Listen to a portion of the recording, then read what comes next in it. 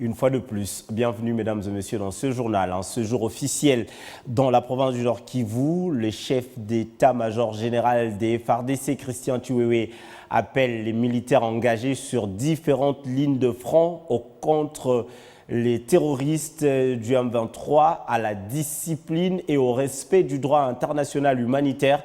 C'était au cours d'une parade militaire tenue ce mercredi à Mumbambiro. Il a par ailleurs invité également les militaires qui sont sur la ligne de front à Kanyamaoro. Il a visité cette partie de la province du Nord Kivu qui se trouve dans le territoire de Nyiragongo afin de réconforter les militaires qui défendent la République contre l'agression rwandaise.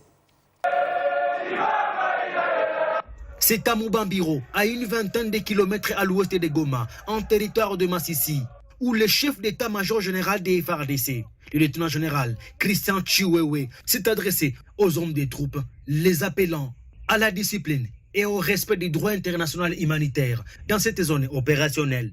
Observez la discipline, le règlement militaire, respecter les droits internationaux humains. DIH. Pour respecter yango makasi. Soki okutani na monguna okangie ko maltraiter yete.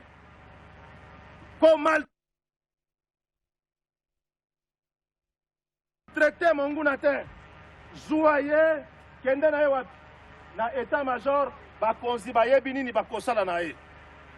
Aussi okangi déjà monguna azana kana yo koboma yete. Il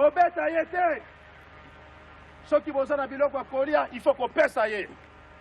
Le numéro 1 de l'armée congolaise, accompagné du sous-chef d'état-major chargé des opérations, le général-major Chiko Chitambwe, le commandant 3e zone de défense, le lieutenant-général Marcel Mbangumashita et plusieurs responsables militaires se rendit par la suite à la ligne de front à Kanyamahoro, dans le groupe Mabumba, en territoire de Nyiragongo, pour réconforter les éléments qui sont déterminés à mettre fin à l'aventure des hommes de Paul Kagame et leurs acolytes du M23. Mais peu avant, la délégation du chef d'état-major général des FARDC a visité les blessés de guerre internés à l'hôpital militaire du camp Katindo et leur a remis une importante enveloppe, affirmant que le chef de l'État ne jure que par l'amélioration de leurs conditions de vie. Soulignons que le chef d'état-major général des FARDC a également visité le quartier général de la force sous-régionale de l'EAC, où il a reçu des explications sur le travail de cette force.